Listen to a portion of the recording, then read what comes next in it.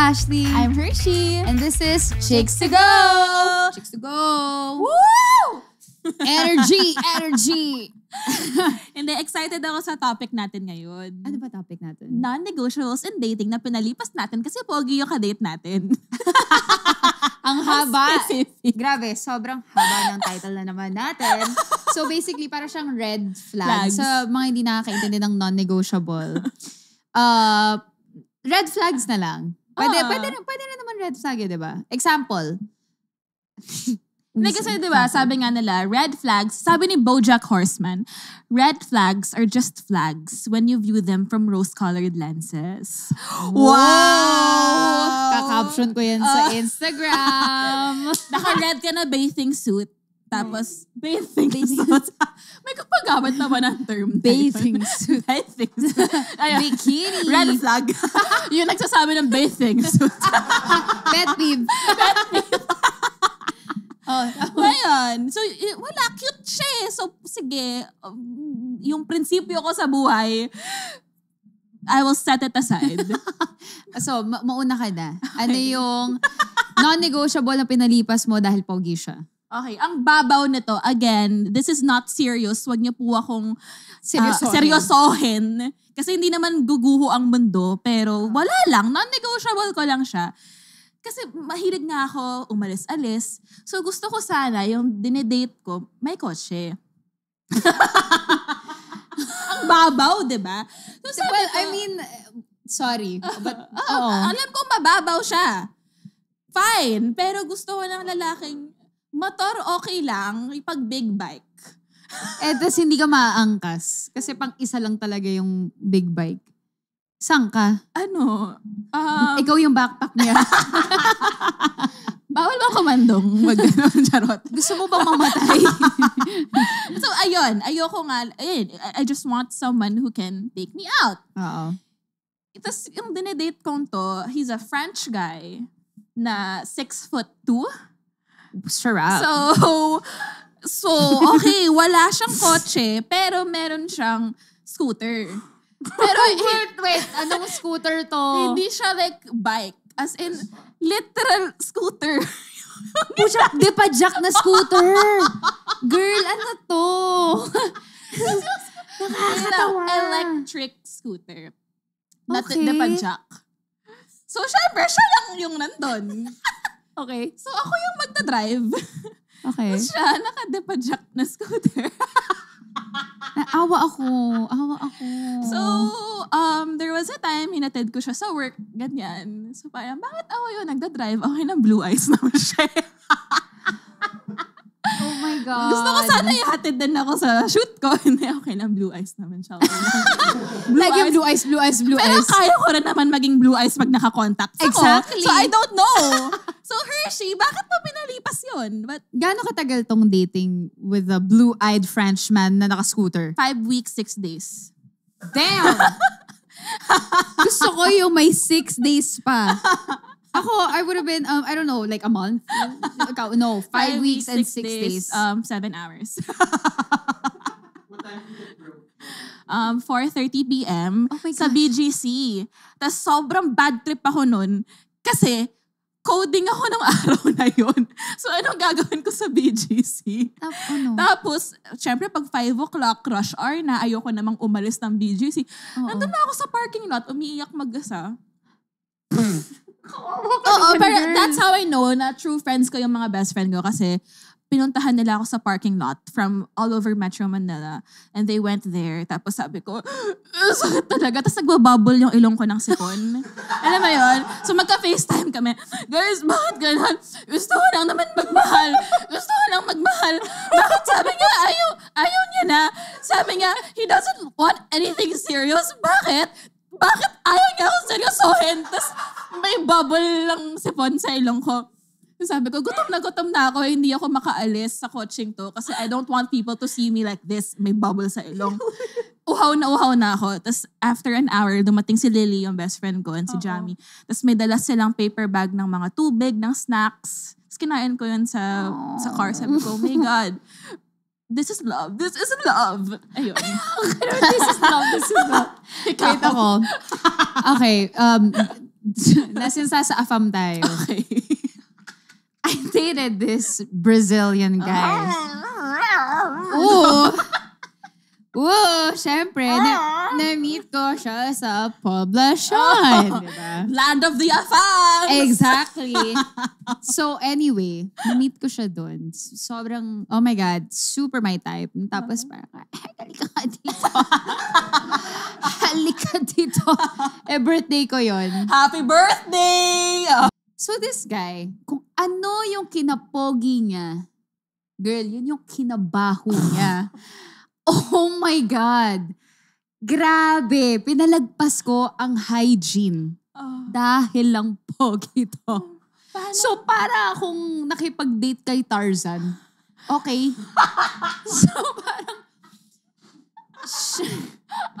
oh my God. As in, think backpacker. Okay. Ganon. Long diba? hair? Di naman long hair, pero parang Tarzan talaga, literal. Okay. Minus the long hair. Okay. Tapos nun, Sorry, iniisip ko kasi si Tarzan yung characteristic lang niya, long hair lang siya. Hindi, gupitan mo si Tarzan, yun siya. Pumunta kami sa condo niya, diba? Okay. So, BGC. So, iniisip ko, siguro maganda yung ano nito. Maganda yung place niya. Girl, oh my God. Pagkapasok pa lang, sinalubong ako ng amoy ng kilikili na, alam mo yung pinagpawisan, tapos nag-dry, tapos pinagpawisan ulit, tapos nag-dry ulit, tapos nag-stay na siya doon. Parang kulob. Walang anti-kulob sa kanya, okay? Yung mga ganun, yung mga powder, di ba usually, alam mo yung pag naglalaba ka, tapos tinay mo lang doon, tapos parang ang baho lalo. Yun, ganun. Tapos parang ako, ayoko. Yung parang, alam mo yung parang pag pumasok ka sa bakal gym, sabot-saring amoy ng kilikili, singit, ganon. Sabot-sari. So yun. Wait lang, natawa ko sa sabot-saring amoy. Bahay, kubo, kahit kilikili, singit, anit at batok. Wait. So parang nag-offer naman siya. Parang pagluluto niya ako. Girl, yung ref, yung parang, pucha, ano to? Ang baboy. Basta, alam mo yung pag pumasok ka sa ref ng lalaking, walang concept ng hygiene. Tapos yung mga parang ubos na siguro na milk na nandun pa rin. May mga panis dun na andun pa rin. Tapos yung sa bathroom, sobrang arte ko sa bathroom, by the way. Okay lang na kahit pangit yung kwarto, basta yung banyo malinis. Girl, pagdating ko dun sa banyo, shit, ang panghe. Oh my God, alam mo yung nai-imagine kong umiihi siya sa shower, tapos hindi siya nabasa. So parang nagstay lang yung amoy nun. I'm like, hell no! Tapos yung imbes na ma-turn on ako at matuwa ako sa kanya, parang gusto ko maglinis doon at gamitin yung Domex sa favorite mo. Domex, sana naman, baka naman. Inaano ko na yung sarili ko, parang okay, you know what, baka masyado lang ako maarte, ganyan. Tapos yung kama niya, umabot ako sa kama. Wait lang, natatawa ako kay Ash kasi, yak kadire. Papasok ako. Yak kadire! Yak! Halika ka dito! Yak! You dirty boy! Dirty boy! Dirty boy! Literally dirty boy! Tapos yung bed may crumbs pa. Yeah. Yan! Parang, ew! Yung parang nagkakot pa siya ng nails. Parang, sabi ko, okay, you know what? Last na to. Ayoko na. Sabi ko, no. So, one and last time na yun, na papalipasin ko yung hygiene. Hindi na talaga, girl. Kahit gaano ka kapogi, kung mabaho ka, no. Brad Pitt? Tama na. Paano ako si Brad Pitt? Diba? So, may non-negotiables pa rin. Ang non-negotiables dyan. May exceptions. Sis, di talaga kaya. Sorry. Hindi talaga kaya. Wait, gusto ko lang i-share. Meron din akong pinuntahan. Pero ito, hindi ko siya dinedate. Pero guy na friend ko siya. Tapos pinuntahan ko yung condo niya. Tapos... Ang ginagawa mo dun? Gago! As a friend! friend! Eddie as a friend! Yung mukha niya, parang, I didn't expect you to ask me this As a question. friend. Bakit? Bawal ka ba pumunta sa konda ng friend? Okay, fine. Oh, sorry. Hindi ko, okay. Tapos? Puting tiles yung floor niya. So, yung mga grout, pangit. Hindi. So, imagine mo, puti. Everything is a blanket of white. Tapos, pagtingin ko, may short, curly hair. Welcome to a day in my life as an Airbnb host. Charot. So, parang alam mo yung buo nung nakikita mo, white. Tapos, there's a hair. There's another one. Not just the hair, it's a curly hair. It's a short, curly hair. Bulbul. Kasi sure akong hindi sa akin yun. Wala ka kaya naman ko sa'yo yun, di ba? Hindi, kasi Brazilian laser ko to. So, Whoa! Okay. To all our listeners, to our team, mind you, the cat is skinless. Skinless! ano yung Hairless pala. Bakit tinanggal ko na yung balat? yung cat na walang hair, na pangit. Oo. Alam nga, yung pangit na cat na walang fur. Sphinx. Yun. Yun. Sphinx. Anyway. There's a curly black. There's another. Parang mga 7 pieces siya. Bakit mo kinokolek yung curly hair? Hindi ko kinokolek. Pero binilang mo. Kaya umabot ka sa 1, 2, So, talagang 3? as a friend lang yung nagawin yun. Okay na. Okay na. Ano yung next non-negotiable next mo? non-negotiable ko. Kasi yung mother ko, diba, she's a pulmonologist. So, I grew up na ayoko ng smokers. Oh my God, oo. Then, So, sabi ko, non-negotiable. I will never, ever, ever date a smoker. I will never kiss a smoker. Cut 2. Italiano eh. Mamma mia. Tapos, sa poblasyon kami noon. it's the place to be. Tapos gray eyes naman siya. Ay. Alam mo, siguro kailangan. Or parang gusto ko yun I Gray think eyes. kailangan ko lang pala mag-date ng naka-contact lens. Tapos? Anyway, kasi galing siyang Yossi break. Tapos pagbalik niya, gumana sabi niya, you were so beautiful. Hindi ko alam anong accent ginawa ko. So, gano'n na siya. Tapos, sabi ko, oh my God, nandito na eh. Ano bang gagawin ko pag nandito na? Diba? Kikiss ko ba siya? Amoy Yossi.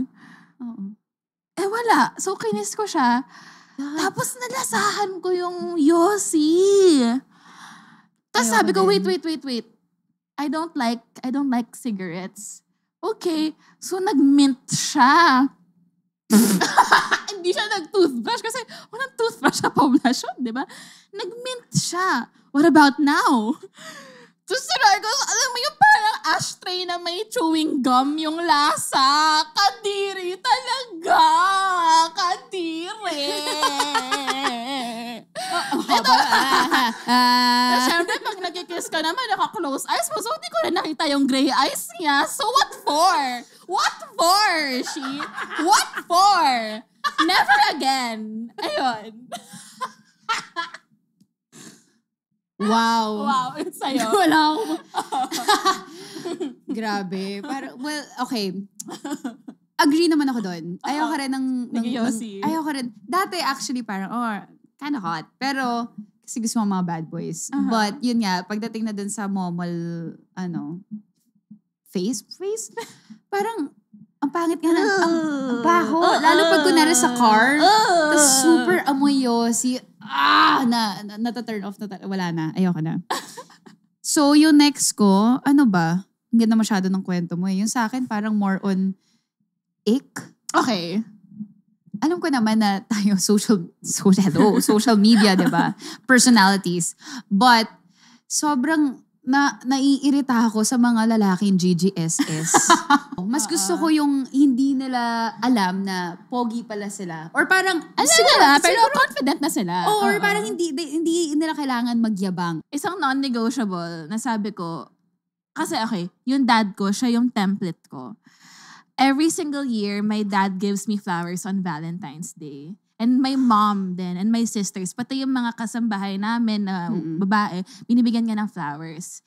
So for 28 years, I always receive flowers. My birthday, my Valentine's. Oo. Sa'yo lang yun. Oh, go. So I dated someone before and I said, I feel really loved when someone gives me flowers. I would really appreciate it kapag on Valentine's, mabigyan ako ng flowers. Yung parang, kasi alam kong you have to communicate what you want. Yeah. Tapos sabi niya, but I'm not the type who gives flowers talaga. It's not me, blah, blah, blah, blah.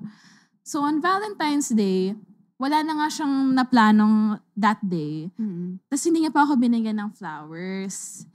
Tapos ako, binigyan ko siya ng letter, kasi gym guy ito eh. So binigyan ko siya ng chocolate na way, protein bars na chocolates. So parang alam yung talagang thoughtful ka. Tapos pinrint ko ng mga Instax photos namin. Tapos parang binigay ko sa kanya, I'm so excited.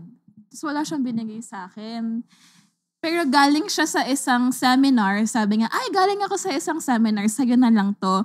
So yung libre sa seminar na giveaway binigay niya sa akin on Valentine's Day. Girl, yeah. Tapos at that point, in love ako sa kanya. Wow, thank you so much. You're so thoughtful. Ganun pa. Tapos, naiwan ko din sa kotse niya yung gift na yun. So wala na ako nauwi ng Valentine's. Pero parang, ganun pala yun, no?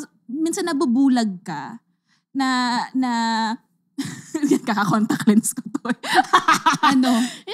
yung dahil mahal mo yung isang tao, nakakalimutan mo na, wait, if I give so much, dapat nabibigyan ka din. Yeah. Pero kasi like when you love, you don't think about what you receive eh. But looking back, I'm like, wait, I'm a girl who wants flowers and call me superficial, but it's not. Oo nga. I want to be loved like that. Yeah. And why do we settle for guys who don't speak our language or are not, kumbaga, okay, if you're not one to give flowers, why not step up to make me happy? Oh, or baka may other way siya to express his love. Baka iba yung love language niya na hindi nga naman din na paramdam sa'yo. Gets? Well, or meron ba? May meron iba ba? naman siyang love language, like, nag-load. Like, kasi parang, gets ko naman, sige, sabihin na natin talagang hindi nga trip yung magbigay ng flowers. Pero ano ba naman yung iba? Like, try to come up with something else na almost equivalent din sa flowers, you know what I mean? Pero kung wala talaga completely siyang ginawa, edi... May mga ginawa naman siya. Oo. Parang wala. Sa sagot mo, parang wala talaga. May mga ginawa siya. Like for example, practical siyang guy. So nakita niya yung taping luggage ko, sira na. So binigyan niya ako ng new taping luggage, ganyan. But kasi hindi ako materialistic. Yung gusto ko lang yung naaalala mo, yung thought, kumbaga. Yeah. And for me, love is about, okay, even if it's not your love language, yes, you meet halfway, but you also try. Oo naman. You try. Ako, diba? Ako din. Parang ang ganda masyado ng mga nasabi mo. Naya naman ako sa last ko. Ano yung last mo? Hindi, pero hindi, more on, siguro lesson learned na to. I have to date someone na same wavelength ko. Tama. Kasi ang hirap eh. Like, as simple as yung sense of humor. Correct. Hindi ko alam na non-negotiable ko pala siya ngayon. Kasi, ang hirap pag hindi mo ka-humor, girl. Correct. Diba? Nakakapagod. Paano? Kasi, it's a way to bond kasi, diba? And parang, wala lang, mas nakakatawa pag jive kayo. Jive kayo sa humor or sa mga trip nyo. Like ako, I'm very adventurous. So, I would want to date someone na adventurous din like me. Na hindi yung parang may dinate ako dati na sobrang hindi nga trip yung mga Enchanted Kingdom. Ang saya kaya, no? So, baduy. Or yung tipong, I don't wanna, yung, this is fun for me but it's not fun for you. So, sige, wag na nga lang. Yung gano'n. Wala lang. Parang, I guess you just really have to find someone na fit para sa'yo. Hindi yung potential. Kasi dati ako parang, may potential. Hindi, pwede na. Pwedeng ganito. Baka, ako na lang lagi mag-a-adjust para maging okay ako sa kanya. Mm-mm. And then now, ang hirap. And then sabi ko, you know what? Ayoko na pala. Mas gusto ko maging single na lang and be sure with like my partner. Kesa yung nagsisettle lang ako just for the sake of having a partner. You know what I mean? Ang ganda nung sinabi mo about potential. Kasi yun nga, parang oftentimes we think na, we can change this person.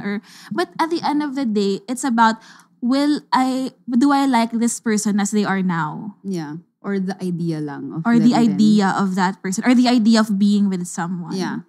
No? Nakakatawa yung kailangan nga ka-wavelength mo. Yeah. Kasi ako yung humor ko, diba? It's, Jologs humor ko eh. Oh. So may dinate ako na guy. Nako. na, Ang hirap mag-date ng konyo. hindi. Hindi. Wala. Okay. Hindi, sorry. Share that story. Sorry, gusto mo yung parang medyo ano? Hindi. Charot. May dinate akong guy. Tapos, alam mo to, yung nag-LQ kami. LQ. Tapos hindi kami nag-uusap. So to break the ice, sabi ko, hindi siya nagpe-message. So nag-message ako ng, kasi mga parang 2-3 days nga na ako hindi kinakausap. So, nag-message ako ng, hello, eto bago ko roaming. Tapos di siya nag-reply. Sabi ko, holy shit, mag-ghost na nga lang ako. Yung huling message ko, hello, eto bago ko roaming. Tapos, yung 2 pa number 2. Tapos yung Q, roaming. Tapos yung O ng roaming 0. Parang, wala, I thought that would be a fun icebreaker na okay, hindi kami okay ng taong to. Tapos, hello, eto bago ko roaming, mag-reply. Na just hindi siya nag-reply. So, okay, I just need someone who will, appreciate that. Gets? Yun nga kaya parang sobrang laki ng reaction ko, no? Nung sabi ko, kasi parang meron akong dinate din. Na alam mo yung mga typical na rich kid konyo, ganyan. Iba yung humor nila. Ito na naman tayo sa same humor, diba? So parang magjo-joke ako na sobrang pang-jeje lang. Natawang-tawa ako. Tapos parang siya, like, okay. Oh my God! Tapos parang mapapaisip ako like, oh my God, sobrang jeje ko ba? Or like, so hindi ako funny? Or like, parang napaisip tuloy, parang na-insecure tuloy ako sa sarili ko. Na like, I guess I don't have aircon humor. Okay. Like, okay. So yun, yung parang, sorry, di ako Ella Banger. Or like, hindi ako Makati girl na hindi ko gets. TQC! Sorry, bagong bayan lang ako eh. Barangay Bagong Bayan! So yun. Walang kwenta. Yun lang. Agree. I just want a man who will appreciate me and my canal humor. Yeah. Okay. So, ano ang lesson learned natin dito? Don't settle for less. Don't settle for less. Ang ganda nun. Yeah. And parang it's all a matter of being firm on what you want. Yes. And not making yourself small just to fit in. No to our watered down versions. Ang ganda. No more. Take it or leave it. Kung ayaw mo sa akin, edi wag. Kung gusto mo sa akin, edi go. Pero pag blue eyes ka, Go na go. bumalik ka rin. So, no, walang kwenta yung buong episode. Walang natutunan. Kayo, chicksters, ano yung mga non-negotiables na pinalipas nyo? At sana wag nyo nang palipasin. Please comment them below. Thanks for listening, guys. Bye. Bye!